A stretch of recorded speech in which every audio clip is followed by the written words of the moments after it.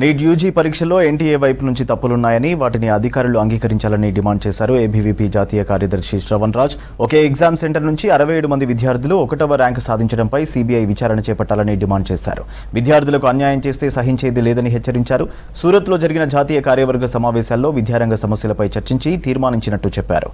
ఇక రాష్ట్రంలో కాంగ్రెస్ ప్రభుత్వం విద్యా వ్యవస్థపై ప్రత్యేక దృష్టి పెట్టి పటిష్టపరచాలన్నారు ఏబీవీపీ రాష్ట్ర కార్యదర్శి ఝాన్సీ. పెండింగ్లో ఉన్న ఫీజు రియంబర్స్మెంట్ వెంటనే విడుదల చేయాలని డిమాండ్ చేశారు. ABVP has started the nationwide protest because it has started from the Surat, and now across the Bharat we are doing protests seeking justice for the NEET UG aspirants.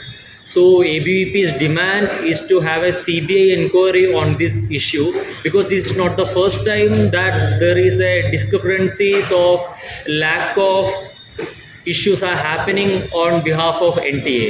So this time ABVP is demanding for a fair CBI inquiry on this case, and we stand with the NEET UG aspirants. In the coming days also, ABVP is planning to do massive protests in all the places. ఈ నెల 7, 8, 9 రోజుల్లో జాతీయ కార్యవర్గ సమావేశాలు నిర్వహించడం జరిగింది. దేశవ్యాప్తంగా విద్యార్థి నాయకులు మరియు విద్యావేత్తలు అక్కడికి విచ్చేసి వివిధ రకాల దేశంలో ఉన్నటువంటి విద్యా వ్యవస్థ గురించి మరియు సామాజిక వ్యవస్థ గురించి మాట్లాడడం జరిగింది. ముఖ్యంగా ఏదైతే నీట్ పేపర్ లీకేజ్ అయిన ఇష్యూ ఉందో దానిపైన దేశవ్యాప్తంగా కూడా ఈరోజు అఖిల భారతీయ విద్యార్థి పరిషత్ నుండి వాటిపైన సిబిఐ విచారణ జరిపించాలని, విద్యార్థులందరికీ కూడా న్యాయం చేయాలని చెప్పేసి డిమాండ్ చేస్తూ కార్యక్రమాలు నిర్వహించడం జరుగుతుంది.